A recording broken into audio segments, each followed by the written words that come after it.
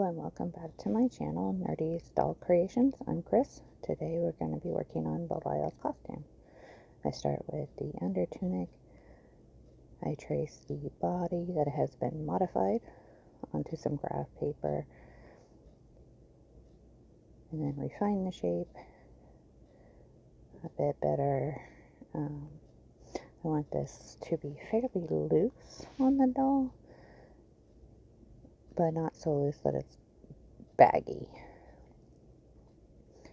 This video is a very long one. It shows a lot of things in very minute detail. I apologize for the length of it. I will be releasing a much shorter and quiet version of this in the next couple of days.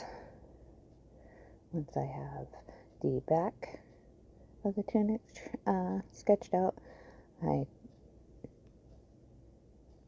sketch out the front of the tunic, making sure that they are approximately the same width across, and then giving the front of the tunic a little different shape of a neckline. The back is kind of rounded, the front is actually a V-neck. And with some tweaking and some twiddling, I eventually come up with these two pieces. I cut out two of the back pieces on the fold and one of the front on the fold to ensure that they are symmetrical. And then the back two pieces I fold in half and then measure how much overlap I need so that the tunic can actually close, and then I add just a little bit more so I can make a hem. I fold that over and mark where I need to stitch. I stitch at the shoulder seams first, and then I will stitch the opening hems. I'm doing all of this by hand because I want it to look a little more rustic, definitely homemade, if you will. My character lives in the forest, and it's not very likely that they have a lot of money for, finer things in life, like, professionally made clothing. So here I'm trimming down that hem. I will fold it over. I will be cutting off that little tab piece that's left over. Once I do that, I don't need it. And like I said, this is a very long and arduous process. This whole doll took me a year to make. I started just after my campaign started working, its first session, and here it is, our anniversary, and I finally have the doll done. So I sew these using a matching thread. Later on, you'll see on the armor that I actually use a contrasting thread because I want the stitches to show. And then I am working on the facings. I take another piece of my green fabric, trace out the opening. So here is the neckline. I trace the inside shape and then just copy that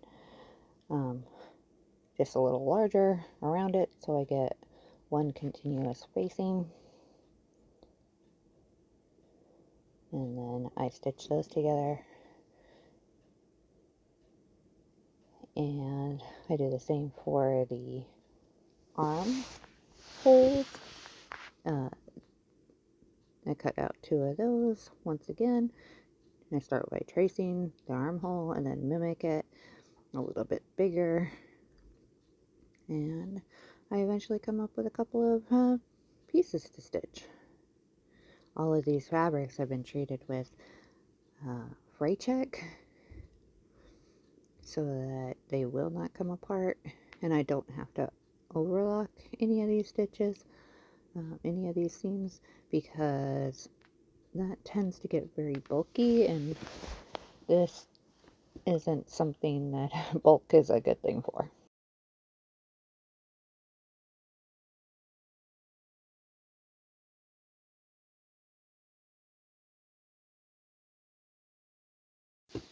The neck hole facing is a bit of a challenge. I actually had to make it in two pieces because of the overlap.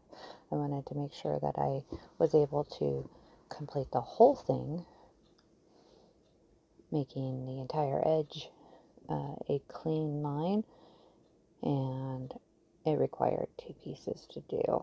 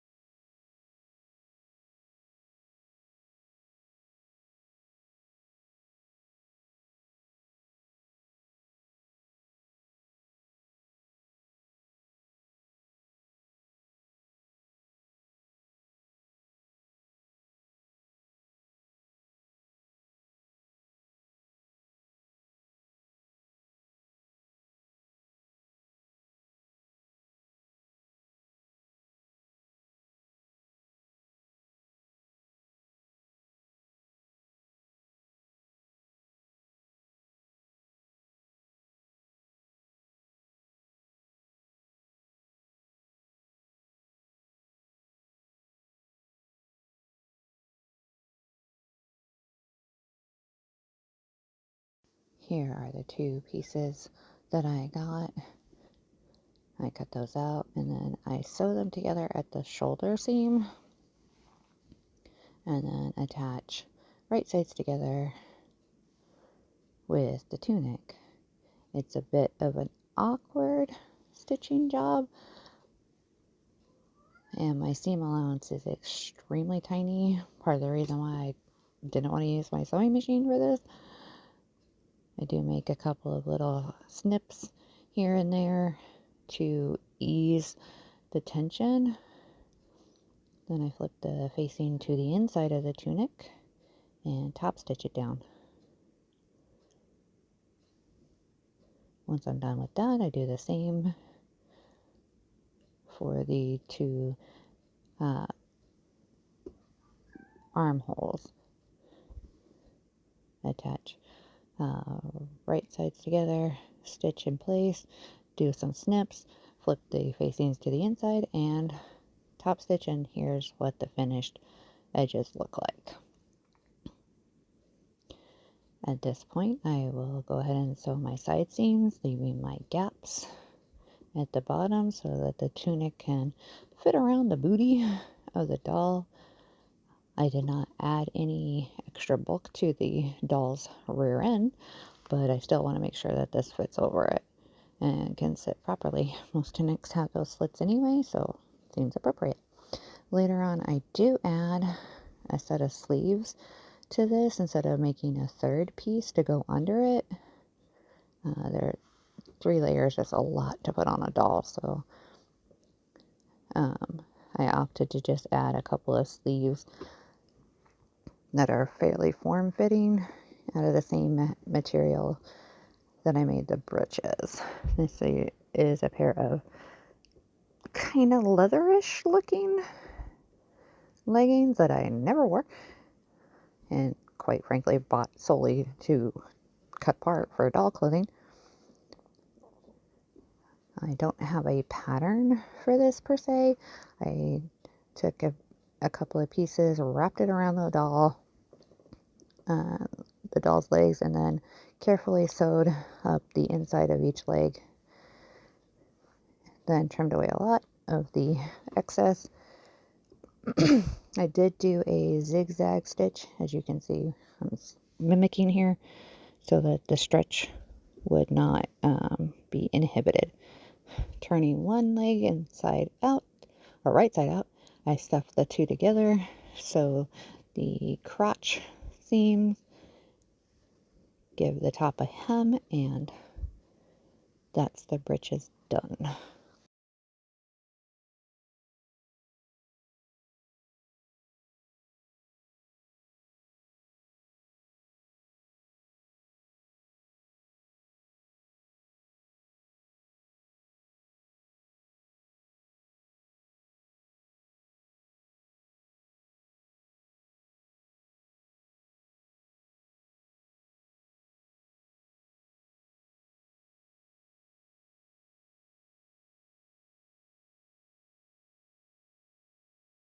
Moving on to the leather armor, I am going to make a rough pattern using the plastic wrap and masking tape method. I wanted to make sure this leather armor fits over the tunic and breeches, so the doll is dressed in that. This does make things a little precarious, so I'm trying to cut the pieces off when I'm done. I make sure that I don't cut through those pieces. I carefully make some snips in this wrap so I can get them around the arms. And then I add the masking tape in tiny pieces, making sure that the wrap is snug to the body without being overly snug.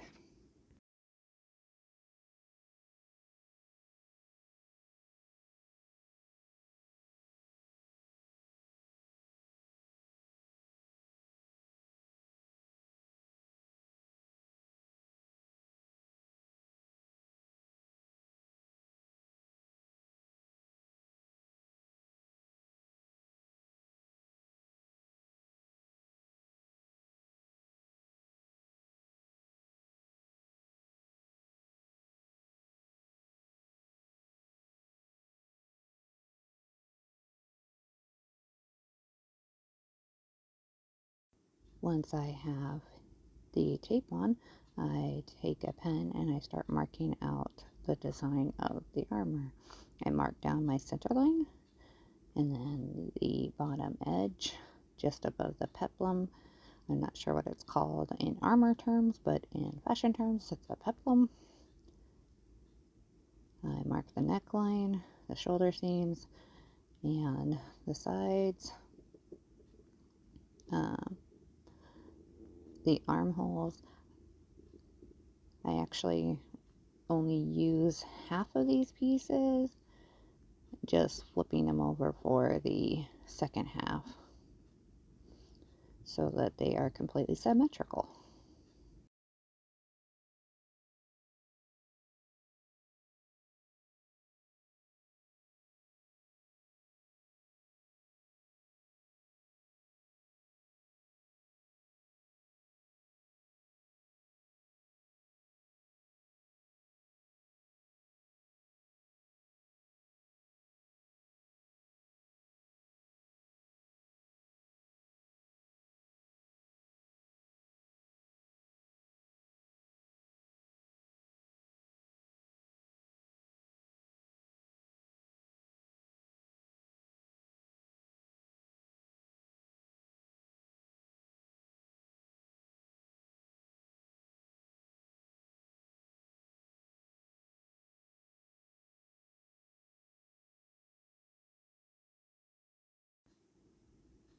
Once I have those pieces cut, I trace them onto graph paper using only half of the back, deciding which side looks like it actually fits a little better. I trace the back piece, the side piece, and then the peplum, which actually ends up being in 3 pieces so that it'll fit around the doll's bottom.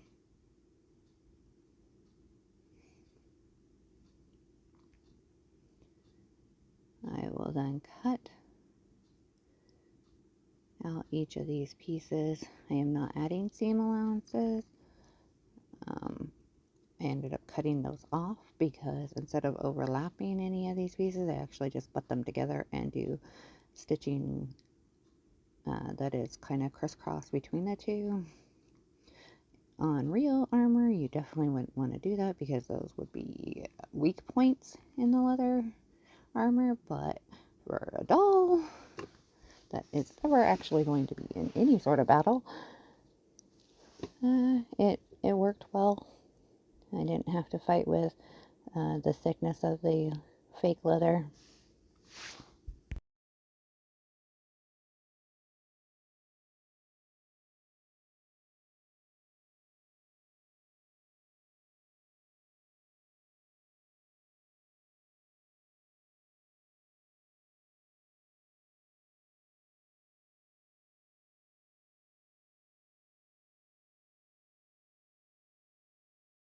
And then I do the skirt or peplum that I wanted. I am using a reference photo from actually Doctor Who, an episode that has Robin of Locksley, or Robin Hood.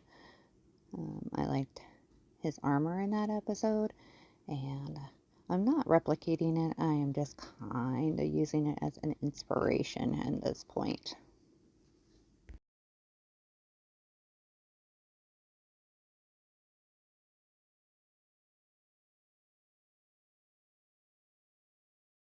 Moving on, I trace each piece that I need out on my fake leather, making sure that the grain of the fake leather is going in the same direction for each piece.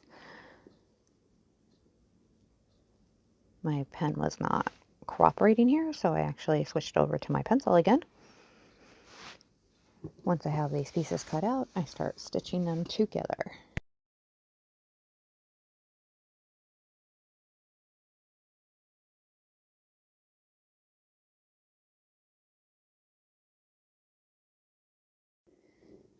And here's all the pieces and a sample. I took my embroidery thread and made a couple of ideas. I like the X's pattern versus the herringbone look. It just seemed to suit the idea I had in my head, and I had decided at that point to get rid of those seam allowances, so I'm actually cutting them off of each piece before I start putting this thing together. I do have to do a bit of trimming to make sure that every piece actually fits up against the next piece.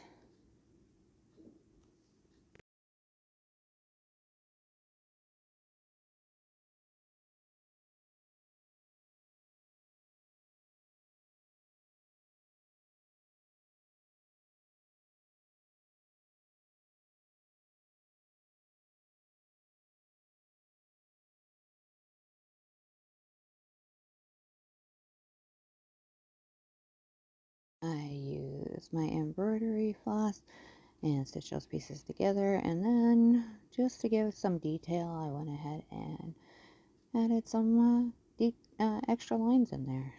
I sewed the shoulder seams after I got the skirt seams done, and then I started making the different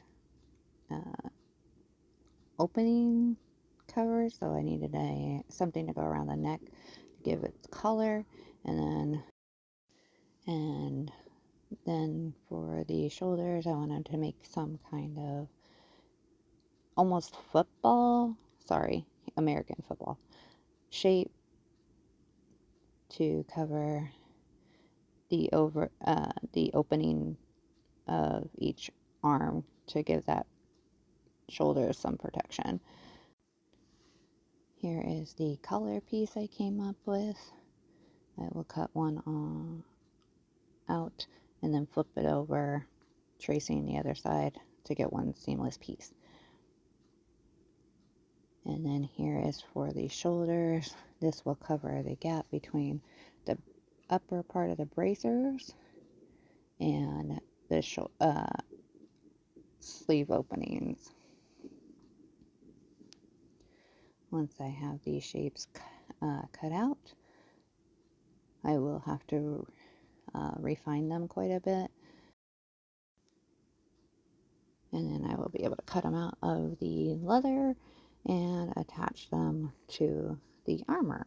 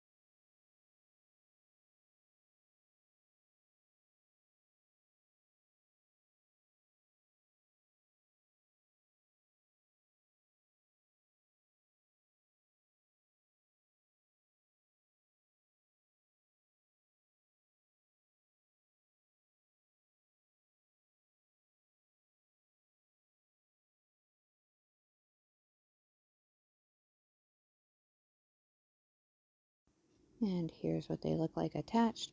I did use just a back stitch to make them nice and clean.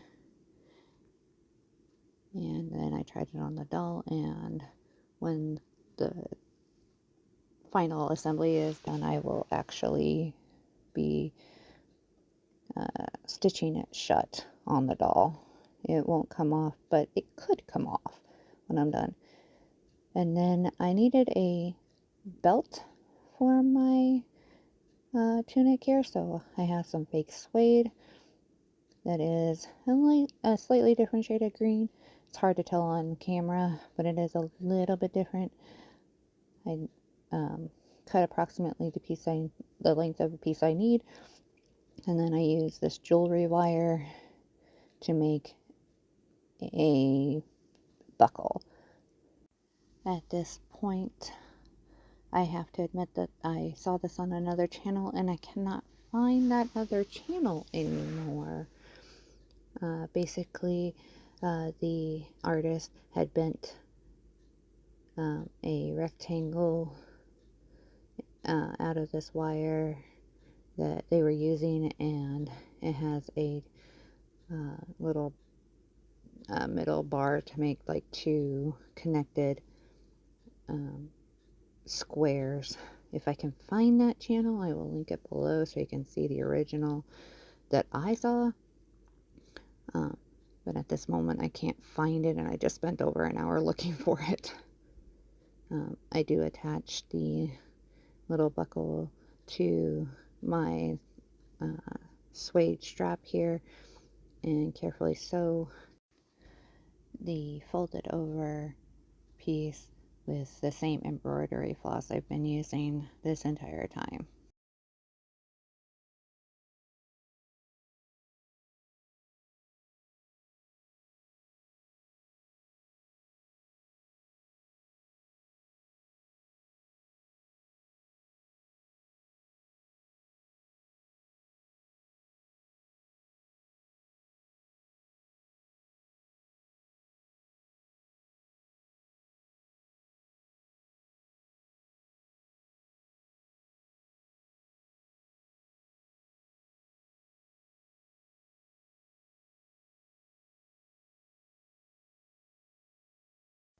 This belt is fiddly to put on because it's so tiny, and the buckle is made from jewelry wire, which isn't exactly the sturdiest of wire to use. It can pull apart, but I do eventually get there, and this is what it looks like in place. Moving on to the quiver. The quiver is fairly simple to make. I use these toothpicks to get the approximate size, and I cut out a very small rectangle of the same leather that I've been using for the armor. I sew the two long edges together using the same method I used for the armor as well. Then I cut a circle that is the same size as the resulting cylindrical object. This, by the way, measures out approximately 5 centimeters or 2 inches by 6 centimeters, which is like 2.5-ish inches.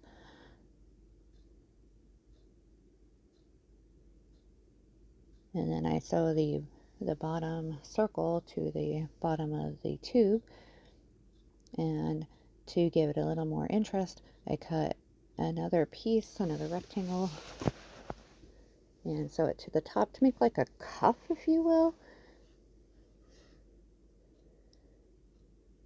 And add the straps, making another one of those little metal jewelry wire buckles so that it can sit on the doll.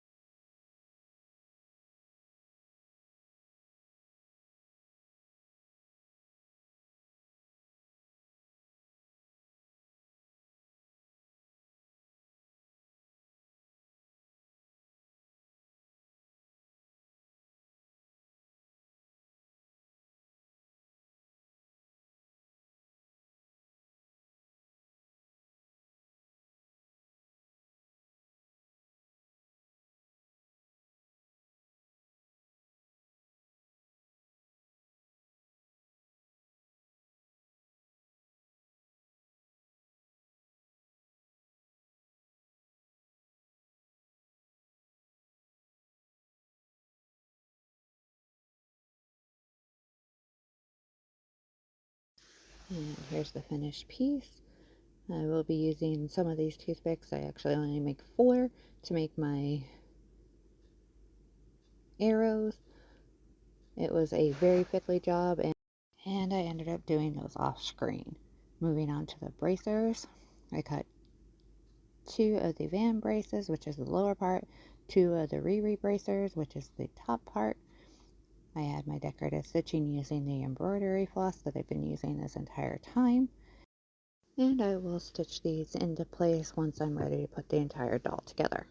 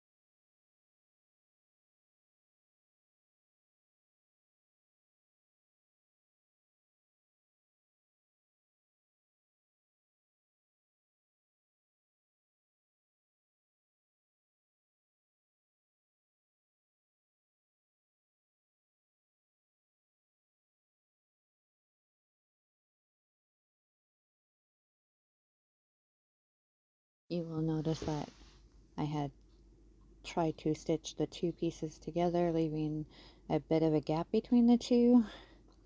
I did eventually cut those stitches that are holding the two together because it made the elbows impossible to bend.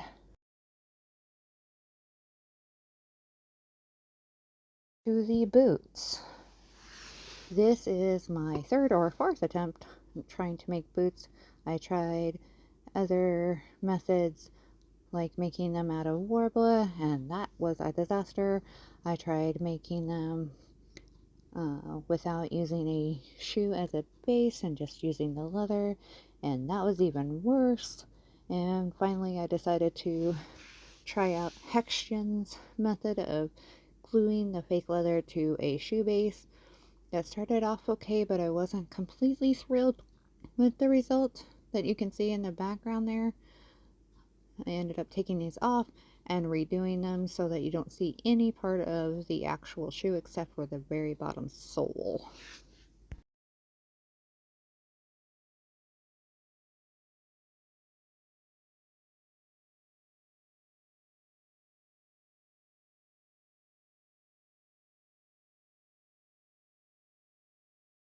This is where I left off.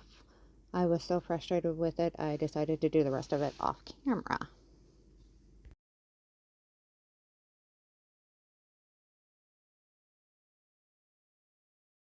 Here is the middle part of making the wings. I have lost the footage of taking the wings off of the original Halloween decoration that I had. It was a so-called dragon skeleton, and then I used a couple of metal brackets that I found at the hardware store and a couple of screws to make this middle piece. Added a wire attachment. You can see there it is actually made out of a paper clip, so it's really sturdy. And now I'm using my Apoxie Sculpt to cover up the middle here, make it less metallic looking and a little more bony structure looking. I use my sculpting tools and some water. I did wear gloves while I was mixing the Apoxie Sculpt so I wouldn't have a reaction, but once it's mixed I just take those gloves off because they get in the way. I am covering up the screws. These are not articulated at this point. I didn't want to damage the original wings. I did use some black alcohol inks to color the wings in so that they would look more black skeletal than bone colored skeletal. My Awesome is a fallen one, so their frightening shroud is skeletal in nature. Once I have the Apoxie Sculpt approximately how I want it, I let it cure for a couple of days, and then I paint it bone colored, and then using that same black alcohol ink I color the bone color to make it look like the rest of the wings. And that is it for those.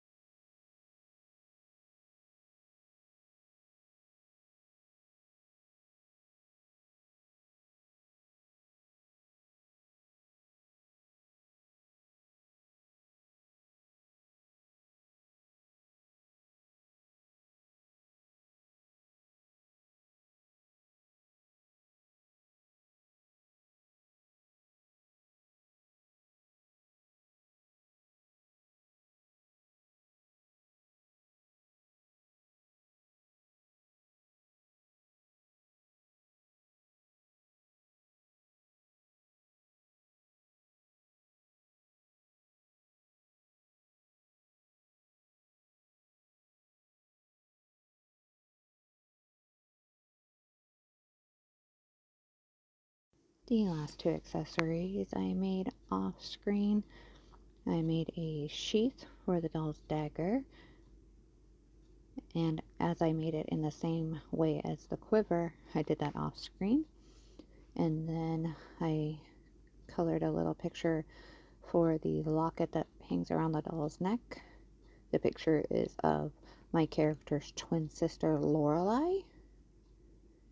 And that is all there is to this doll. Thank you for joining me on this extremely long and minute detailed video. And I hope you enjoyed it as much as I enjoyed making it. And I will see you next time. Bye.